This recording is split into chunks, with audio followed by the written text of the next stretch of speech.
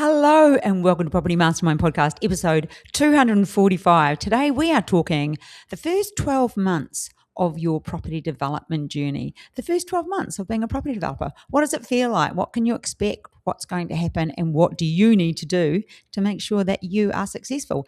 Today, Bob and I will unpack all of that and more. Let's jump on into episode 245.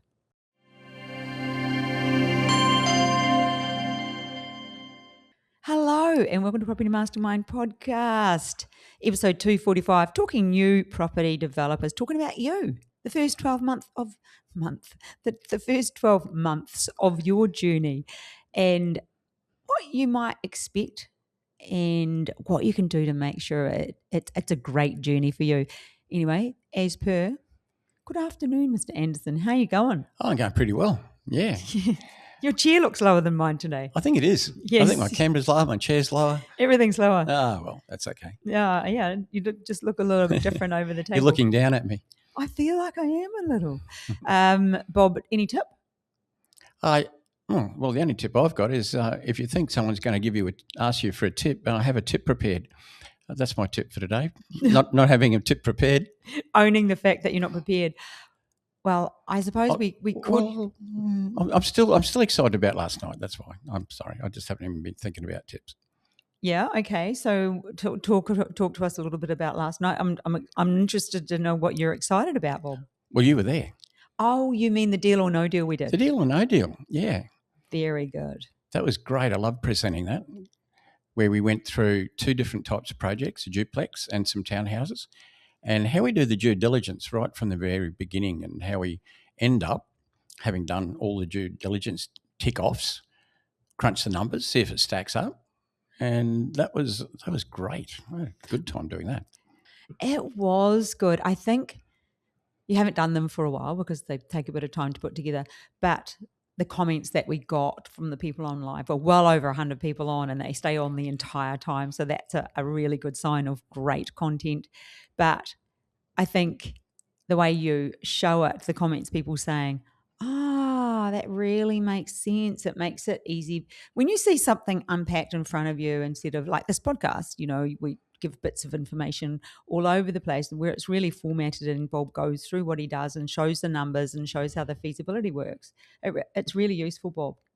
Yeah, it's like so many things, I can't remember the first time I hopped on a bicycle, but I reckon I would have fallen off it quite a few times. It was after a while you don't think about it. Same thing with driving a car, But back in my day, we had manuals. There weren't many automatics around when I was that young.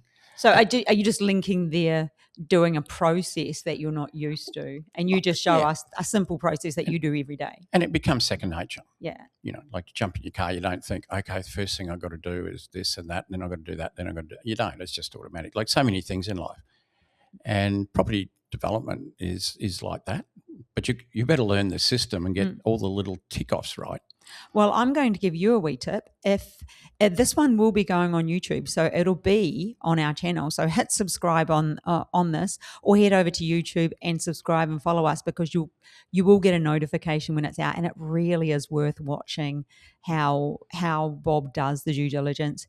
And it's like, is it a deal? Is it not a deal? He breaks it down, and you'll think it is, or you think it isn't, and you won't know till the end. But he goes through two deals. One's a duplex and one's 7 townhouses.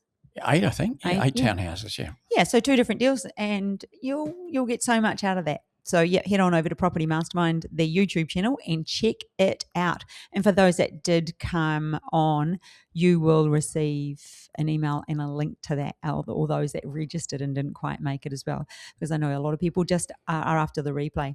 Anyway, you better watch it, while you're on the train, on the bus. Instead of watching your kids play sport, you can have your phone out doing all that stuff. Bob, before we kick off, the book winner today goes to Sally Freshwater. Sally, this is in the post to you. Well, it will be when Abby reaches out for your address. But you will enjoy getting this copy, and I think Bob even signs it, don't you, Bob? Of course I do, yeah. And remember, also for those looking for a bit of inspiration, motivation, and the confidence to get moving in life on anything, be that property development or something else, a wee plug for my book, 3 Wines In, get yourself a copy. I don't know if they put a link below. I think I say there'll be a link below, but I don't know if they do. But anyway, you can reach out. You know where to find me, Instagram, Facebook. I'm pretty much everywhere. So You are. I'm easy to find. So, Bob, today we're talking the first 12 months of a property development journey. And it's really around, for me, picking this topic, it's around people feeling lost, overwhelmed, confused, all those things. And probably when you brought up before, process. So all of those things that people can feel in those first 12 months. And certainly your first 12 months would have felt like that, I'm sure. Yeah. A little bit confusing. I didn't have any education material to rely on when I started out. Yeah, you're just a bit of trial and error, which wasn't the best, as you know. Slowed your journey down big time. Yeah, not the best way to do something, but I got there eventually. But oh my goodness, what I would have paid to have a course that I could have done before I did my first project. And even on that's a really good point. People think about what they pay for something. I pay for lots, honestly. I pay for so much because if I want to be good at something, if I want to learn something, I constantly invest in myself. I don't know if I've mentioned on Sunday I've got I'm heading toward the World Speaking Championships. I want to be the winner. Who knows? You've got to put it out there and you've got to do the work. But I'm working with a past number one. So if I want to win that, I just went to the person who's won it and said, can you show me what I need to do? And I work with them. So, and that's the same with property. It's the same with all the speaking I do. I belong to a mentoring program as well. But when it comes to property development, people sometimes can be fearful of outlaying money for a course, but they forget that they might go, oh, it's going to come off my first development. That knowledge you move forward with is, what is the word? What is that word that means it's compounded? Like you pay for it once, but it's just exponential is the word I'm after, isn't it? Yep. Yeah, it's just exponential. And yeah, it's sometimes we have a conversation sometimes where people might say, oh, I want to sign up, and then they put it off. And Bob just goes, they'll never do anything. They'll never sign up. They'll never do it, and they'll never move forward. And, if you always coulda, woulda, shoulda and never did, then that's how life will be. But I personally know myself, to move forward in anything, you just have to learn from the best, and you are the best. Thanks for that. My attitude was exactly that way in my life. Go to the top if you're going to learn. But also investing in yourself. Oh, yeah. You've got to. Yeah. Yeah, but think of the return. Yes. I mean, that's why we invest, to get a return. So what's the return? You invest in yourself and learn how to do property development. The return instantaneous off your first project is great, but what about your second, third, fourth, fifth, and on you go? So let's chat about the first year and what we find working with the mentoring students that we do work with, the people we work with.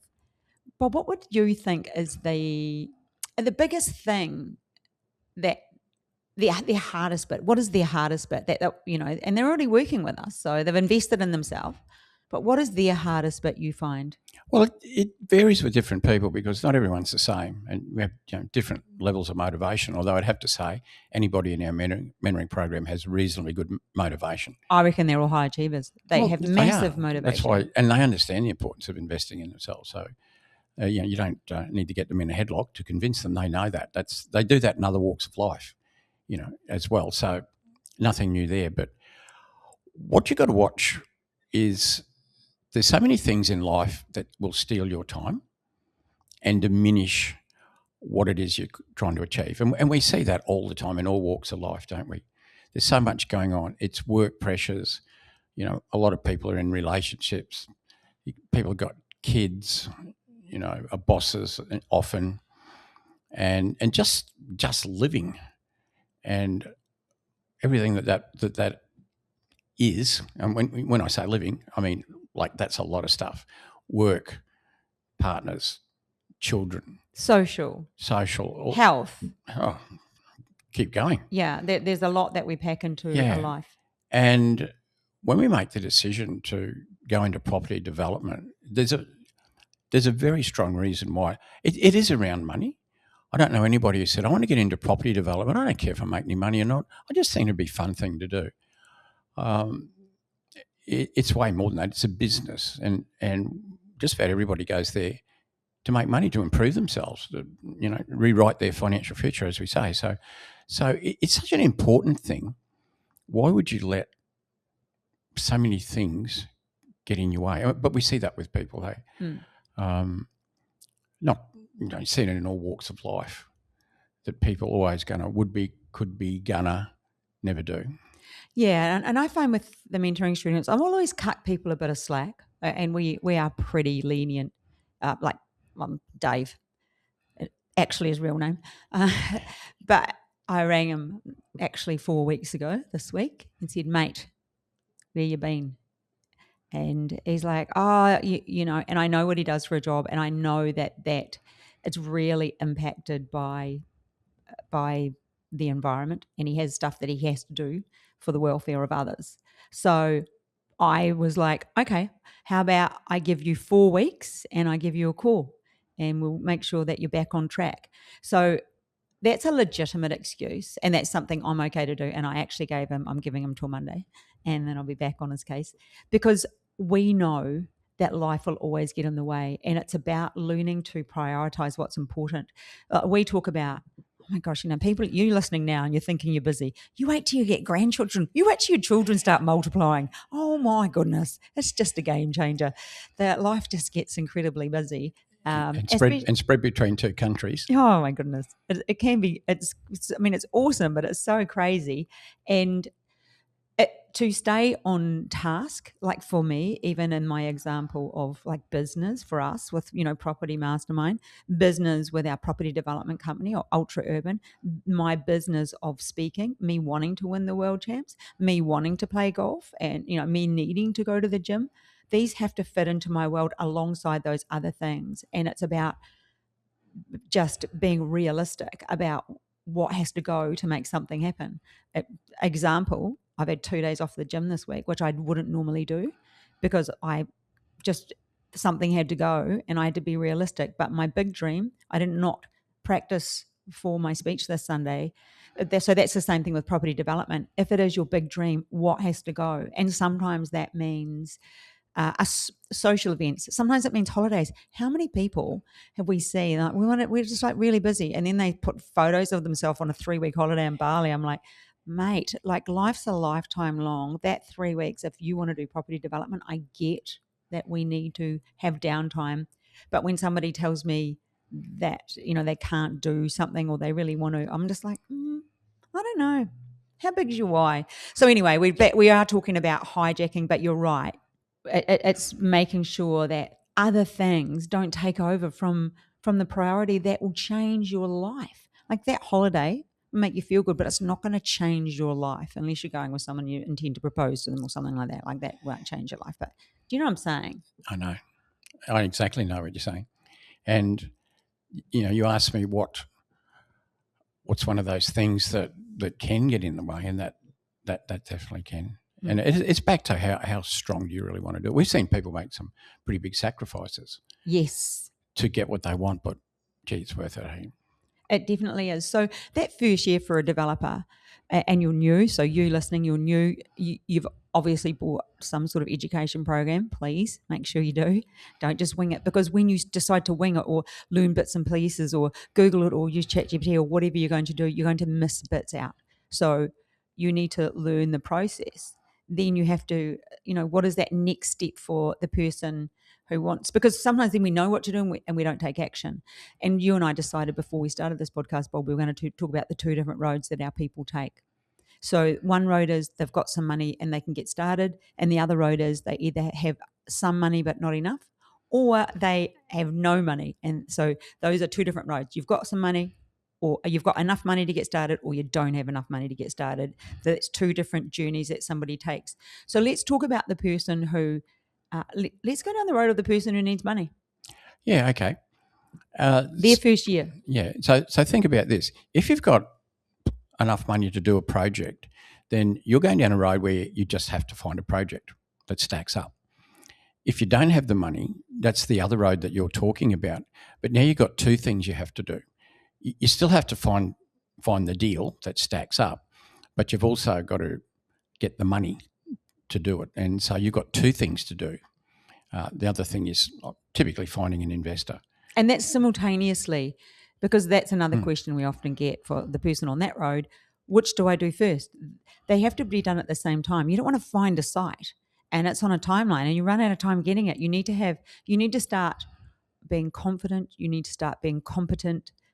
How often do we hear of someone when they've finished their first development, then everyone wants to invest with them, and it happened to you as well?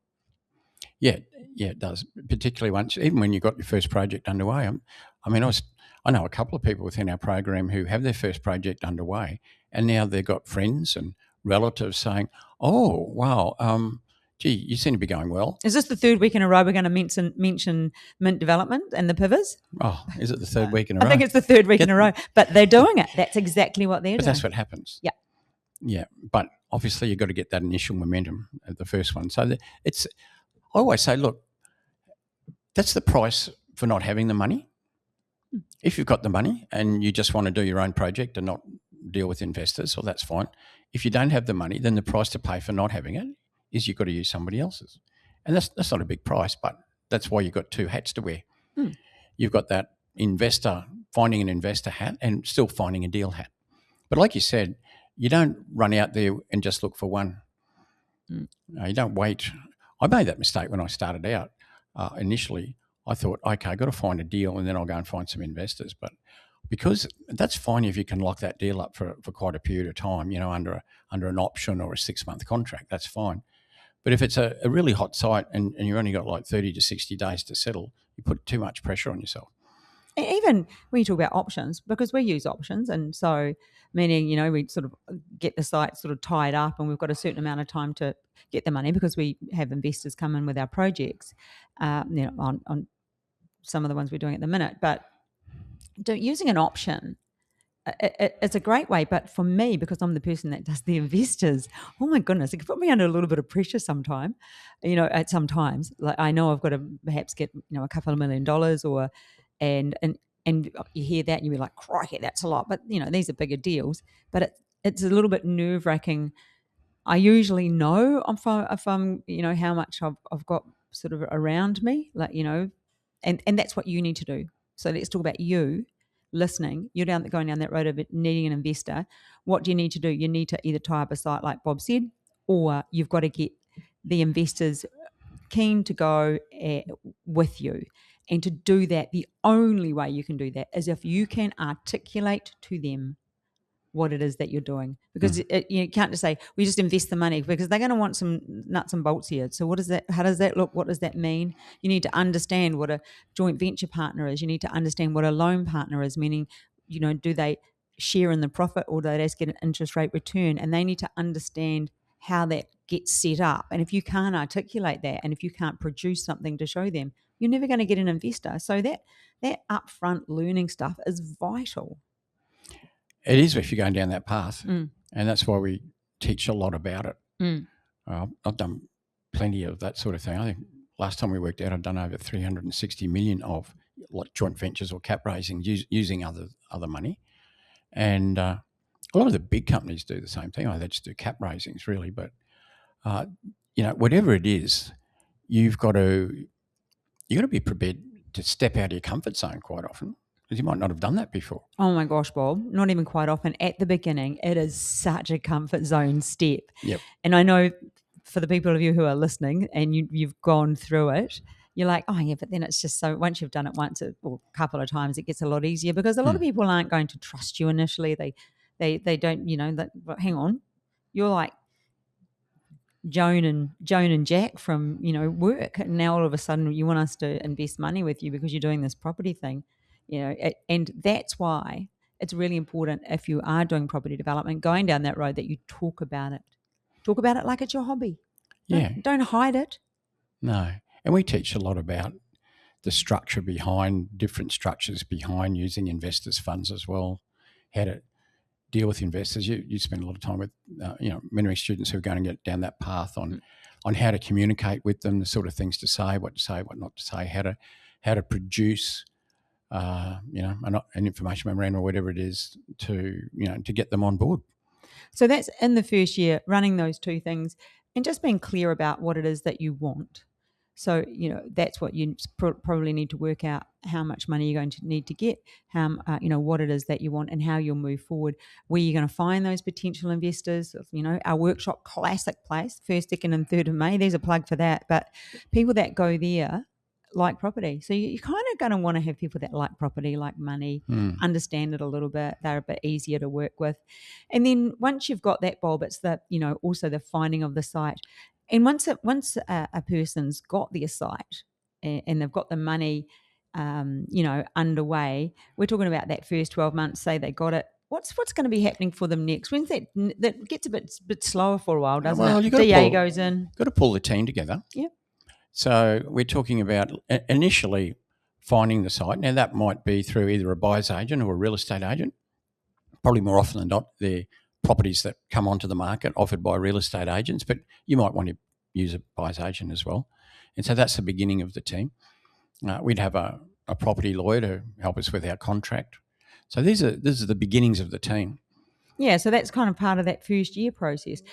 So you've found your site, you're getting your team organised, then you're basically putting your paperwork into the council, and then there's a lull, isn't there, in that first 12 months? There's a little bit of a lull while it's in council, but our initial team could be, if we're doing something as simple as a small subdivision, our team could be a town planner and a civil engineer, or a town planner stroke surveyor. So a very small team, because it's a pretty simple, well, I say simple project.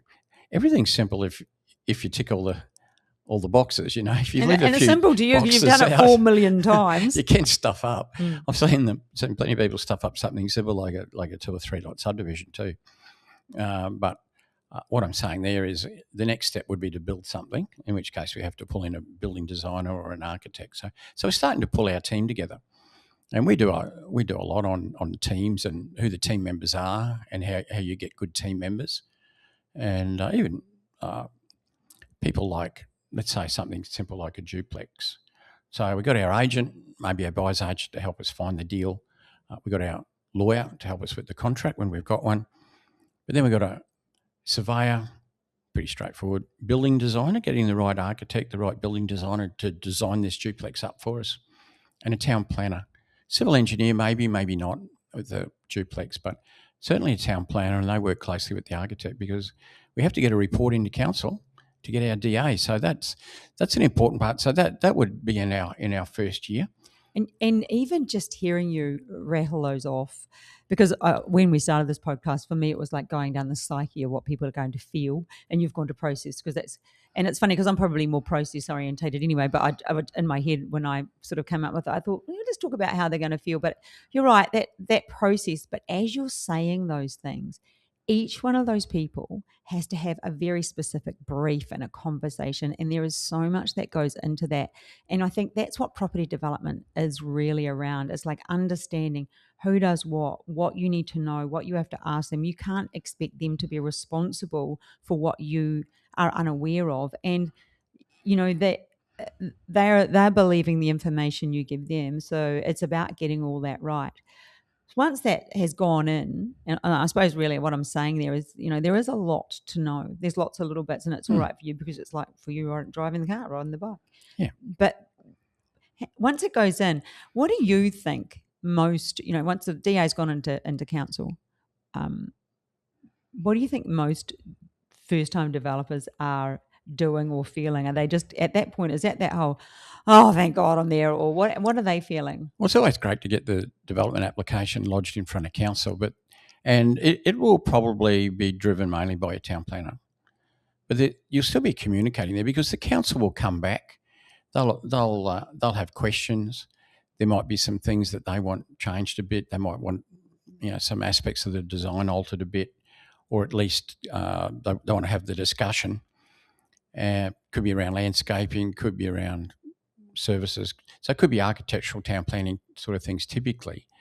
And although your town planner might be driving it, I mean, you need to be in there knowing what's going on all the time as well, because you've got all these little pieces that make up the puzzle, but no one of those pieces can carry you if you don't know what you're doing. It's not a matter of, the experts will help me, they'll carry me through the project. you'll fall flat on your face if that's what you think you can do, because it won't happen, because you need to be guiding them. Do you think that most people, once they get to that DA stage and they've answered the questions and they're kind of feeling quite excited and relieved, in that period of time, they start looking for another deal, or they don't? They sit on their laurels. What are your thoughts? Well, I was about to say that they might well do it for all different reasons. Some people have enough money to do a project themselves without an investor, so once they get going, they think, oh well, I could be doing investor business. I could be doing another project with an equity partner and getting half, not putting any money in, but getting, let's say, half the profit. And so they start thinking about that. So that's not a bad time to be looking while you're dealing with council, but it's certainly not a lot of hours involved in that. And then when your development permit comes out and you start to look at your building permit.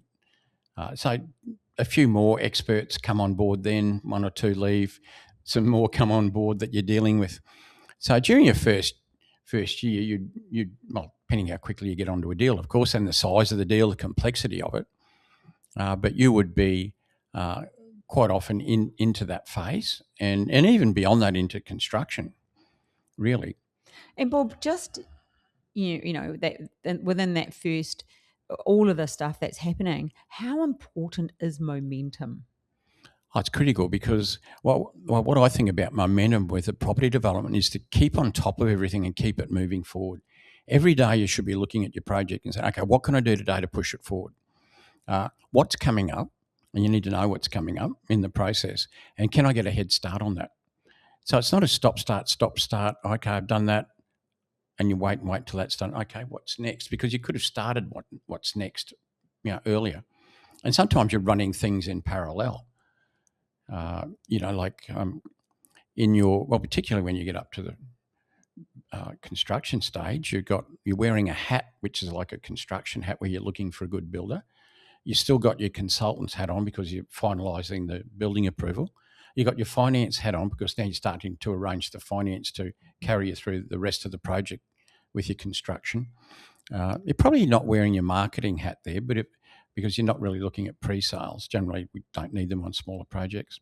But there's a lot that can happen simultaneously as well. And so it's just keeping on top of that. I'm actually just sort of thinking of that momentum and like how important it is.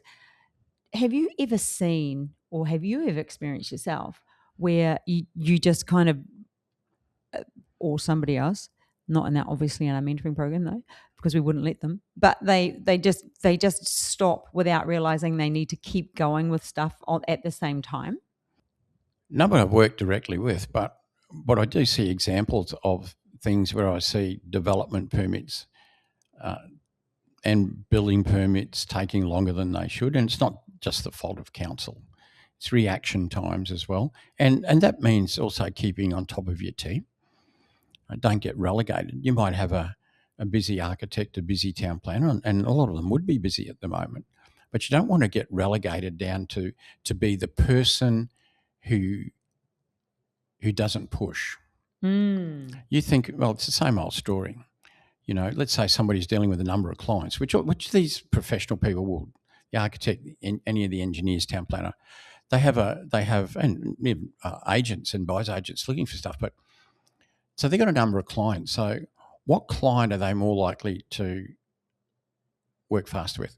Well, two things. Might be the one who pays really fast. Yep. When do I normally pay my accounts? The day you get them. The day I get an invoice, I pay it. It mightn't be due for 15 days, 14 days, 30 days. I'll pay it on the spot. And that's paid dividends in the past as well. But beyond that, it's the old squeaky heel. Squeaky wheel. Make it a squeaky wheel. Yep. And I don't mean in an annoying way, but if you're onto a professional, say a consultant, and if they said, look, I'll have this ready by Friday next week. Come Wednesday next week, 2 days before it's ready, you're on the phone. Hey, just checking in. You did promise me last week that it'll be ready for Friday. I said promise. Are we still on target with that? And if that's the sort of attitude that you take, then they'll start to think, okay, they're not overly pushy. This is what the consultant's thinking, but they definitely are onto it. And then they'll start to react accordingly. Whereas if you're training them, Bob. Well, if Friday comes and goes, and they haven't done what they said they were going to do. And it's Tuesday or Wednesday next week that somebody, oh, how's that going? I thought it was due last week. Then that consultant will start to think, okay, I can stretch this person because they're not onto it or onto me. So you don't want to get relegated down there. And you know what? I'm hearing some really massive takeaways. Takeaway number one is be the person who's on the ball. You don't have to be rude. No. You just have to be matter of fact. Hey, that's being professional. Yeah, be professional. And you said it was going to be ready. It was a promise you made. Will it be ready by Friday? As you said, that's like a takeaway number one. Another takeaway was to pay immediately on time, and it pays dividends. People get used to you doing that, and they find that really quite respectful. But the other thing you brought up, and I brought it up with you the other day actually over a different matter, but I heard Tony Robbins say this once, and it was, just because you sent an email or answered a phone and you said something was going to happen and it's the next person's turn or they haven't responded, but it's actually your responsibility. So this development's your responsibility. You've given it to the next person. You are the loser. They weren't his words, but they're mine. If you just whinge, oh, they said it was going to be back by next week.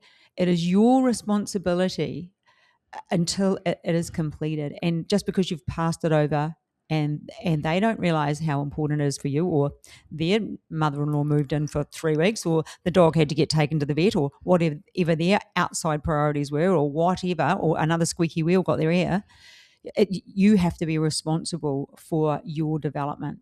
And that's a really good tip. In your first year as a developer, you start that as a habit, you will go great guns.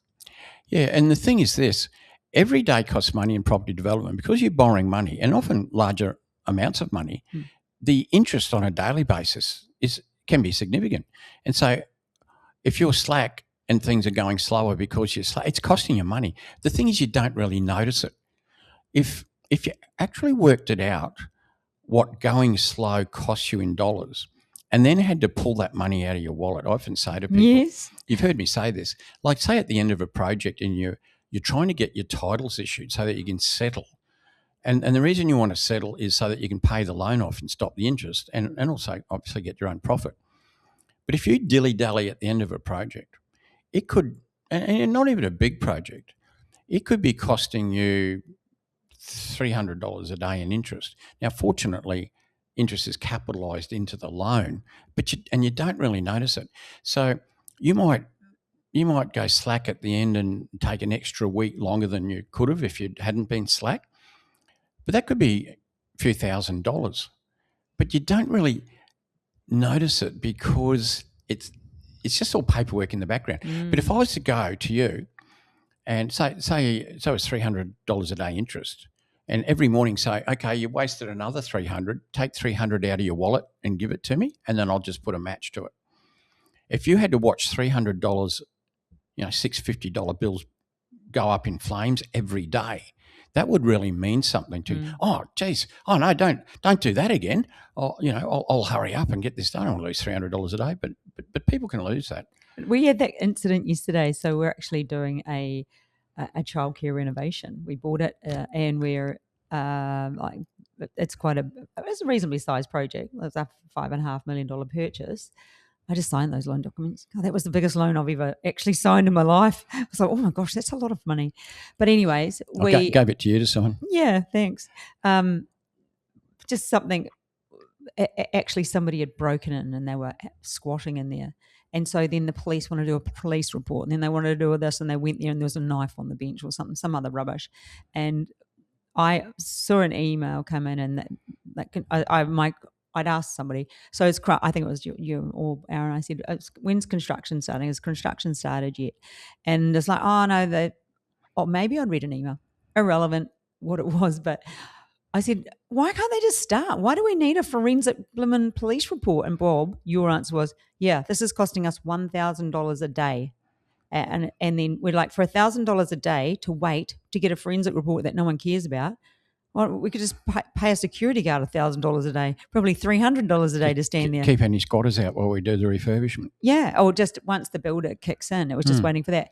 But when you said that, because I was like, that's ridiculous. And then, let's put it in perspective, $1,000 a day. And if we start burning that in front of us, because that started a week ago, that's why I kind of brought it up. I'm like, hang on, this is taking too long. And we probably all just sat on our laurels a bit, and thought, we just didn't really do much about it. Then it took one phone call to go, we don't care about the police report, just get this blooming thing. I think the words we don't give a shit about it. Yeah, and it moved forward. So Bob, what do you think is the best way for the new developer in their first year to get used to taking those actions, to gain that momentum, to get that inertia going so they become that full throttle steam train? Well, they've got to understand the process. I keep going on about the process, but property development is a process. So understand the process. Set yourself timeframes. Don't go slack. Don't let anybody you're dealing with go slack. Tell them in a good way what your expectations are of them, of their timeframes, and hold them to those timeframes. This is just normal business. And perhaps some people starting on property development being employees, so they're not used to operating a business as such. Well, that's fine. Property development is a business, and now you need to start acting like a business person in doing that. And always, every day, you're looking at, okay, what do I need to achieve today? And looking ahead, what can I get a head start on? What can I get a head start on? There's some great takeaways. I think this podcast has had lots of little wee nuggets that people won't realize. We're like, oh yes, that's good to know. My tip for the people that I work with for anything is try and take those 3 actions and just stay focused. That book, The One Thing Gold. What is the priority here, and what are the 3 actions I can take? And even if it's I need to make that phone call, or you're working, or just minor things, but you're working toward that thing that's important. And for you, it's property development. And you are going to feel, sometimes it is going to feel lonely, and it is going to feel hard sometimes that, you're looking for a site and you can't buy one. And I think a really big takeaway is just absolutely understand property development all the way. The whole thing, and confidence. And that first project's going to be, it's probably the most important project anyone ever does is their first project. And because not just because it's your first, but it's where you'll learn a lot as well, from a practical point of view. And you'll make some money, and you'll build your confidence. I mean, it's a bit silly to say your first one's your most important one. It is. You'll go on and do bigger projects, make a lot more money, all sorts of things. But your first project might be duplex. Who cares? That's so important to get it right the first time. I think we just talk about Tom, and Tom's going to be on, talking about his development at the workshop. But for him, just the confidence in himself from his journey, from the beginning. He had that passion, young guy, had the passion, wanted to do it. And now who he's turned into because of completing a development and understanding. And I think it's about Wednesday next week, all monies are in the bank. And also he's been approached by a number of people during his first development saying, I'd love to put some money into your next one. Yeah. And he's making those connections because he knows how to have the conversations, which is really important. You have to be able to articulate exactly, what it is that you have to offer people, the opportunity that's available. Yep. Bob, I think just as a takeaway, I think we've really pushed that it is important that you get the right education. We have stuff to offer. You're welcome to join us. We would love to have you check out our community. We've got our workshop 1st, 2nd and 3rd of May, as I've said a couple of times.